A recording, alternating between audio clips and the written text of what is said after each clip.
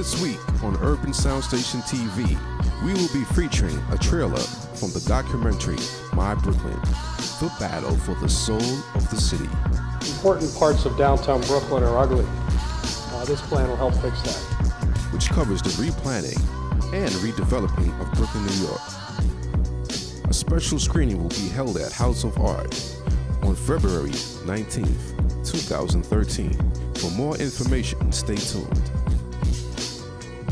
We also will be featuring the town hall meeting held at Holy Family Church, addressing Hurricane Sandy recovery issues. Hear from Congressman Hakeem Jeffries and Councilman Charles Barron. We also will be hearing from homeowners affected by the hurricane. Stay tuned. Urban Sound Station TV. Make sure y'all tune in. It's going down every Monday and all that. Boom, LB in the mile. I'm Mr. Big Up my brethren, Wayne. With Urban Sound Station Television, you don't know. Big up, Wayne. Are you having the time of your life? Because this is the best time in a generation to build, to plan. I'm a planner, and for a planner, this is heaven. We have a mayor who really cares about planning and design. The Bloomberg administration, Speaker Quinn, the City Council, and the EDC have done every possible thing they could do to help a developer make a buck in New York City. If you don't like wealthy people or successful profit-making businesses, you're not going to have a city. We want to attract those people here. That's where we get the money to help those who are less fortunate. Downtown Brooklyn is about to get a makeover. Important parts of downtown Brooklyn are ugly. This plan will help fix that. I'm a sneaker lover and I'm a fashion lover, and being able to dip in and dip out and get that experience with the Pakistani Indian man, the Asian person, the McDonald's, Macy's, that mix up, that's Brooklyn, that's Fulton Mall. You can feel free, dress how you want to dress, speak how you want to speak, not feel like you don't belong a certain place because of the way you dress. The Fulton Mall? Oh, I don't shop there, if that's what you're asking. I think it's a really weird space, and I don't know how to interact with it, and I think they should just make it go away. We were here when nobody wanted to be here. I spent 20 years to build up this business, and now I have to move. Then I might lose all the customers. Some people have had roots here for 20, 30, 40, 50 years. So what do we tell them? Oh, well, you don't matter because this new person who's been here for 6 months has enough money to say you should be gone? This is my home. I've raised my children. I don't want to leave right now. I don't want to leave right now. Why I gotta leave? Because they tell me to? That's not right.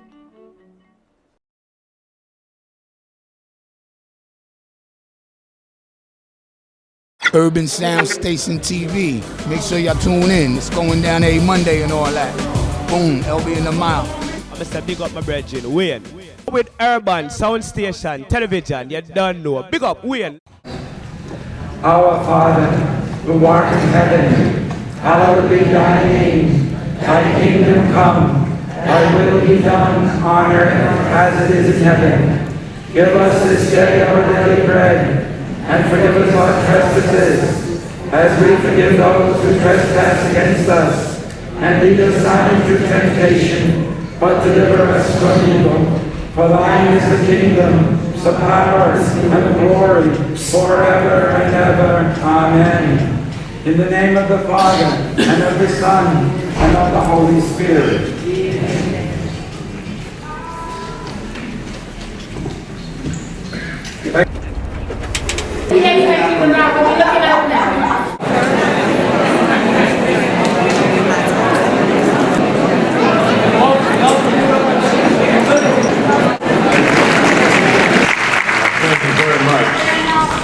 We have to make sure that these things don't occur in between disasters. We have to be out there with our people before there's a crisis. We need to be in our communities, because this should not have been designated a Zone B. This should have been an A zone, and it should have warned us so we could have evacuated. They know that this was something that has not happened in a long time. It was a wider hurricane than they've ever seen in a long time. The moon was full, which meant the tide was coming up. So don't have a full moon and a high tide and you say nothing to Canarsie when you know that we're surrounded by water. And you know that Fresh Creek can have a surge. I mean, I had stories where people said they were in their basements, a little bit of water coming, thinking everything was going to be all right. In their basements, and then it came up higher and higher and higher. Then it gets to the ceiling, and you don't know whether to run outside to the 5 feet in front of you or go up higher and drown in your own house. And as much as it was bad for everybody, it was bad. People lost their homes, 113 of them. People died. But we will not be the forgotten community because someone else has something worse. Someone else has something worse. It was difficult getting people to pay attention to Canarsie. We had to fight to get attention. And when we walked through the community, and when we said to the media, what about Canarsie? They didn't come. We want to thank Channel 12. They did come. Channel 12 did come. We want to thank Channel 7. Did a nice piece for us. Channel 7. We cannot put a greater importance into some people and not all the people. All the people. So we got to get the city, state, and federal agencies to work for us the same way you work for everybody else. All my neighbors had a lot of damage. I have a lot of damage in the basement. It's really so ridiculous that I can't even explain. I have no heat or hot water since the damage of the hurricane. The raw sewage was all over the place. My mother was getting affected with the fumes. Nobody came out to help us yet. FEMA hasn't been by to see me yet. My insurance hasn't been by to see me yet. Meanwhile, I need the hot water heater in. I need the boiler in. Private insurance, and the reason why Nick Perry indicated that he had invited the Department of Financial Services here was not because there was an excess of invitations that were sent out. It's because we know that the first instincts of many private insurance companies is to deny coverage or minimize what you receive. And so we've been in contact with the Department of Financial Services. Ben Lawsky, I spoke to earlier today, as well as the governor, to make sure that the state agency responsible for oversight of your private insurer is at the table, responsive to the community's concerns, so we can hold these private insurance companies accountable for doing the right thing. That's the fourth point. So you've got private insurance. And then obviously it's important that FEMA is at the table, because what FEMA does is to fill in the gaps where private insurance is not available for whatever reason to help make you whole. And part of what our responsibility will be as an elected official, and God willing, I will serve this community in the United States Congress effective January 3rd, but I'm here today because the crisis can't wait for a formal swearing in before I get to work. And so that's why I'm here to make sure that we work with FEMA and hold them accountable. And I was with Janet Napolitano earlier today, and so was Congresswoman Yvette Clark, where we raised the issue of Canarsie, and we're so thankful that Nick Perry has highlighted the issue of residents in Canarsie. We know Staten Island's gotten a lot of attention. We know that there are issues in New Jersey, but the people in Canarsie are hurting as well.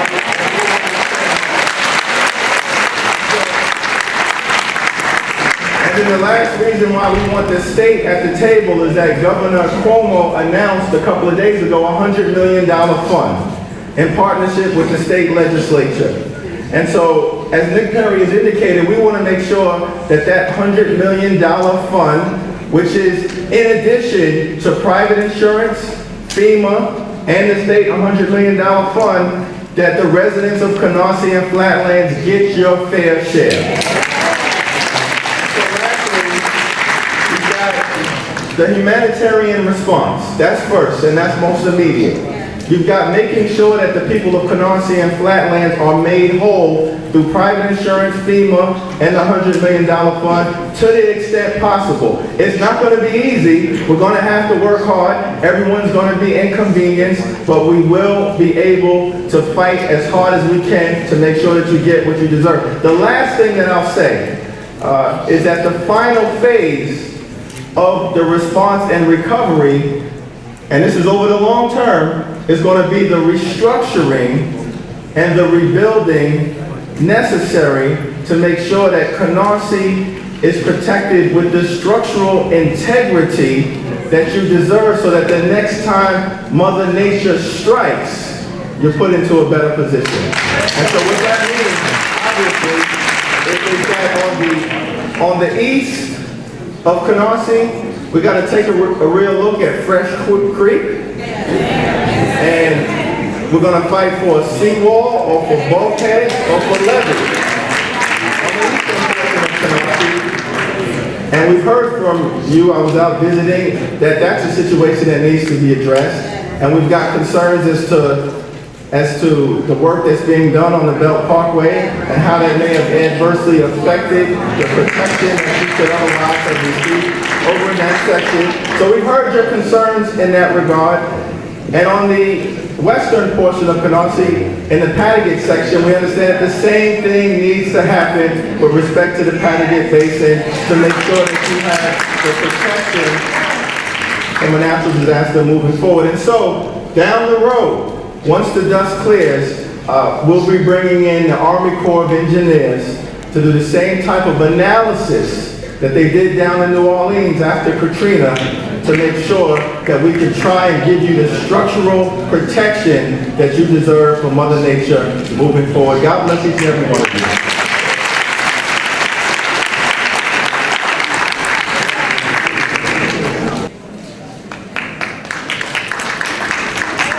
Thank you very much. I'm just going to be very brief because I just really want to hear the issues and concerns. One issue that we need to be concerned about, brothers and sisters, is you know, the governor and the state, we pledged $100 million to help out those individuals, and we as elected officials are going to make sure that Canarsie gets its fair share. The second thing we need to be concerned about is our insurance, because a lot of us have flood insurance, a lot of us don't have flood insurance, but the issue is the insurance company paying out on those claims. So that's why it's important that we speak to the representative from the Department of Financial Services, because you need to be concerned about your insurance company, whether or not they're going to play out the claims, because I think FEMA says if you do have flood insurance, they'll assist you over that amount. But what about those who don't have flood insurance, and who's going to assist them in paying for all those belongings? So that's something that we need to see if we can get the state to put a stranglehold on our insurance companies to pay out those claims, whether or not you have flood insurance or not. My office is on 96th Street between Flatlands and J.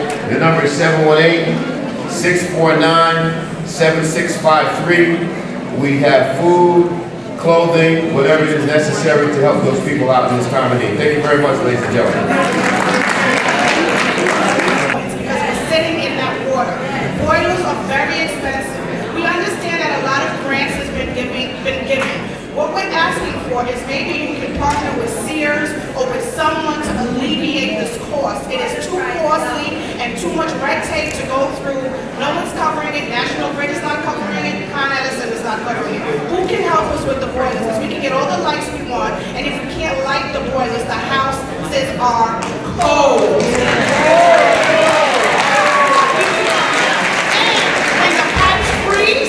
First, we're going to have a different set of problems, in addition to everyone else being sick. Inside the house is colder than it is outside.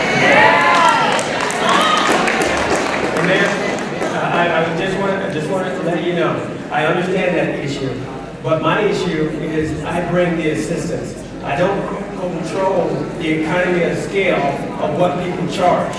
I can only. What I'm asking is, this question is not really for you. It's for Samson, it's for Hakeem, it's for Aaron. Can you help us link up with Sears or whomever sells boilers to really help us right now. We can't wait for the 6 months or the 6 weeks or the 4 weeks. We're going to freeze to death between now and then. Boilers you have to buy for the price. I don't know if we can team up with a company who sells boilers to try and help us with boilers. We're talking about a $6,000 cost. You're concerned about getting ripped off or by price gouging, and the fact that you might be so desperate to replace that boiler, it makes you very vulnerable. Now, What do you guys feel about this meeting tonight? Was it effective? I don't think so. We'll see in time. I can tell you this, the person who organized it should have did nothing but organize it, because every time he spoke, he was campaigning. We're here suffering through a hurricane. We have loss of power, loss of heat. We have children suffering. We have old people suffering. We're barely holding on. He's campaigning, talking about come and vote for him. Disgusting. The reality of it is our first time having our elected officials in the same room, and they're not addressing our most immediate concerns. For this community at this point, it's power. We have no light, we have no heat. We're a modern society. We need light and heat to survive. So this is a problem. Yes, and the thing is, even the elected officials are not aware that this was actually a Zone A when other population was here. But once we arrived, it was changed to Zone B. And that's a travesty. Now we have no heat, no hot water, no food in our refrigerators. And Canarsie, no one knows about Canarsie, and we're suffering. Our homes are made of brick mostly. When it's hot, it's hotter in the house. When it's cold, it's colder in the house. And we have a nor'easter coming. And just like as always, this community is left for dead. Yes. Left for dead. Actually, we're the Katrina of Brooklyn. We're the Katrina people of Brooklyn. We're the forgotten people. It's a shame. We pay taxes like everyone else, and we pay more for all the products than any other neighborhood. Did you contact John Sampson's office?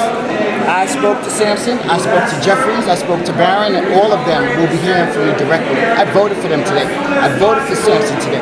I voted for Jeffries today. I did early voting. And if it's for nothing, the world should know it's for nothing. Yeah. The Red Cross, I've spoken to the Red Cross. They said the nearest location where we could get our meals was 21st Street and 1st Avenue. It was giving out food last night on 99th and M. 99 and M. But nobody knows. Nobody knows. We didn't know. Nobody knows. You're dealing with people who have no power, no gas, no cars, like no way to get around. That's ridiculous. You need to come right into the community. I'm sorry, with a bullhorn and say this is what's going on. What's going on. We have no power. Right. Until I left So you the won't community, know. I didn't know what was going on. So you need like a door-to-door. Not even door to door. That's unrealistic. A bullhorn going around the neighborhood saying you can get free meals here or whatever they want to provide, but they have to inform people. No power. No internet, like, you know, they're acting like we can reach out and get this information, and when you don't have this stuff, how do you know?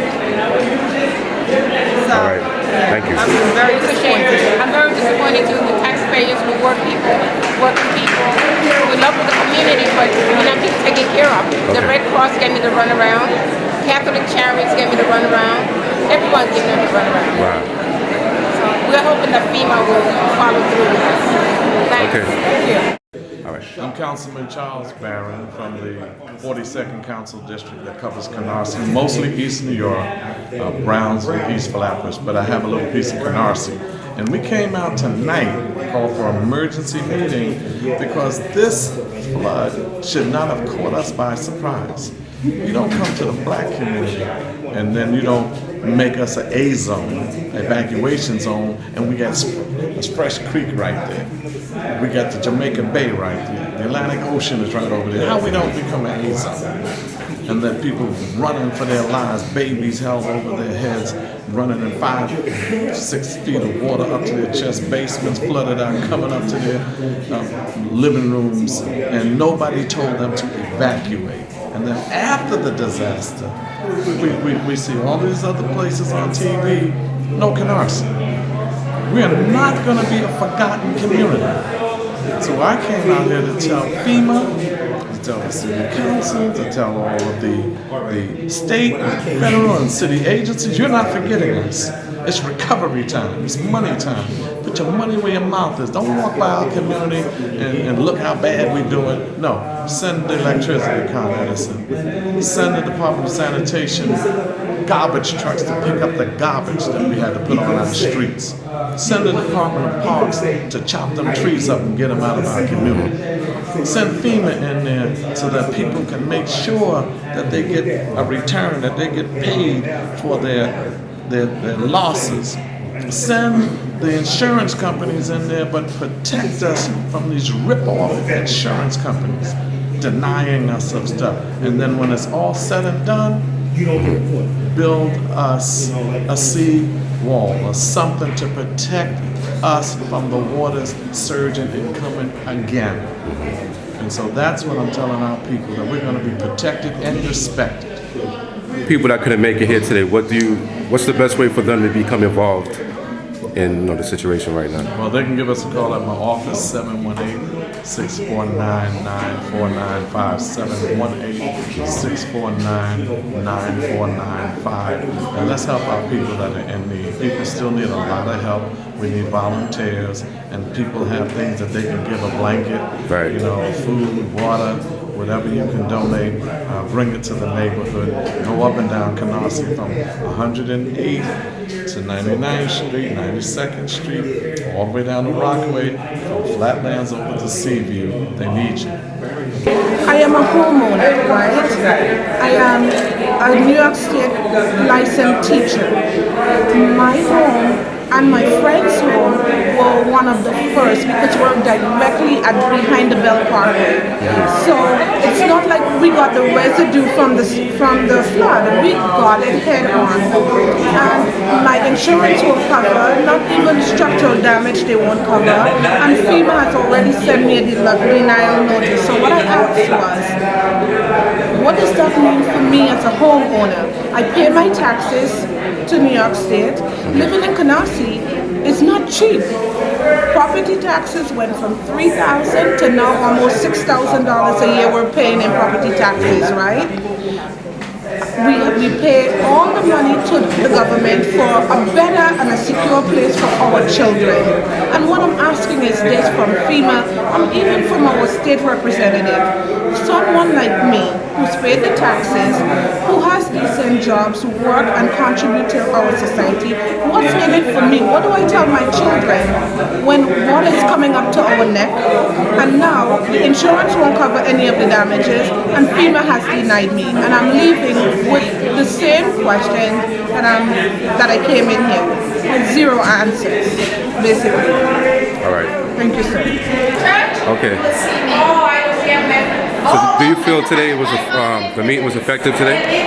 No, I don't feel as if it was effective because one of the main persons that was supposed to be speaking was Con Edison. I didn't hear from Con Edison. A lot of people in the area still don't have power. FEMA was here. A lot of questions was asked, but I feel as though they were not able to effectively answer the questions. And most of the people left the meeting for some reason. I mean, if you were flooded out and you are suffering a hardship and you feel as you know an organization is coming to help you, why would you leave the meeting? So along the way, I believe the residents noticed that there was not any help for them, so they left. People were very upset. I myself am upset. I don't live in Canarsie, but I have a business in Canarsie and most of my customers has been affected. And I came tonight to get information for them so I could take back to them in the salon. And I just feel empty. I feel as though I don't have anything to carry back to them. And it's really painful because, I hear about FEMA, and I mean, I'm not saying that FEMA will have all the solutions, but I just felt as though they had no solutions because I didn't even hear of one person saying that they were accepted. I just heard about rejected. And you know what? I don't know. This may affect me tomorrow, when I go to the polls, because I felt as though even my local officials didn't have any answers. Hakeem Jeffries, my hats off to him because I felt as though he really connected with the people and Charles Barron, but that's about the extent of it for me, you know. So I mean, I pray for the Canarsie residents, and I really hope that something comes about good for them in this. But from where I'm looking in, it seems that they are on their own. So that's it. All right, thank you.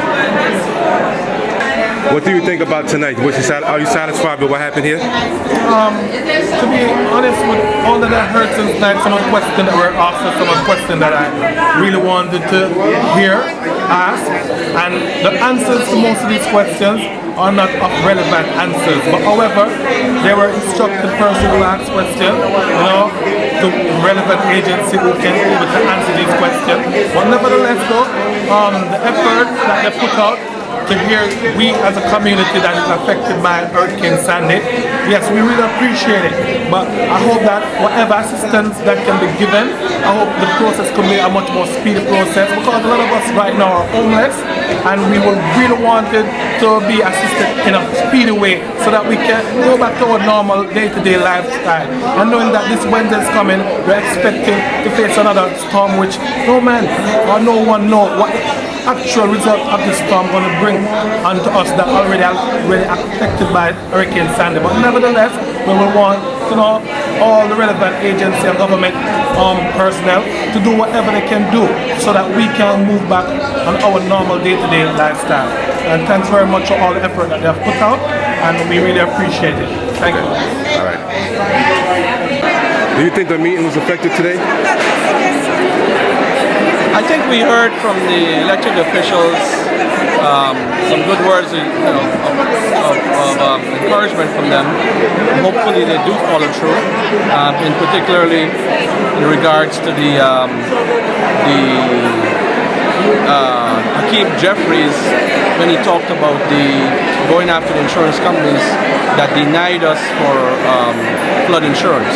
I think that is one of the valid points of a lot of the neighbors want to go after, because a lot of us are in the same position that, you know, we have no flood insurance, and the first thing when you call them, you know, they're saying they can't cover it because it's a hurricane and it's the flooding. So I think that's one of the things that's very productive of this meeting tonight. All right. Thank you. Thank you. Do you think this meeting was effective today? Yes, I think it was. It was grandiose in a sense. And it's more supporting us and giving ourselves what we desire by whatever was done between here. All right. I cannot help with no shelter. So what is she to do? Hi, my name is Keisha Thompson. This is my son Chase. We live in the Padigan, and our whole bedroom, our clothes, his clothes, he had to go to daycare with no shoes. We just bought him shoes today, and no clothes, no food in the kitchen. It's nothing. Innocent people get victims.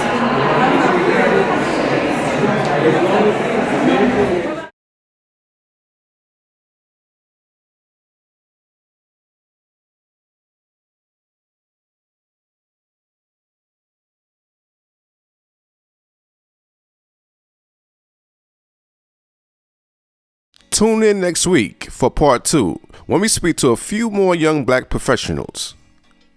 You've been watching Urban Sound Station TV. Thank you for watching and enjoy the rest of your evening. Urban Sound Station TV is now sponsored by Anytime Assembly Pros. When you need your furniture assembled by an expert, call Anytime Assembly Pros, www.anytimeassemblypros.com.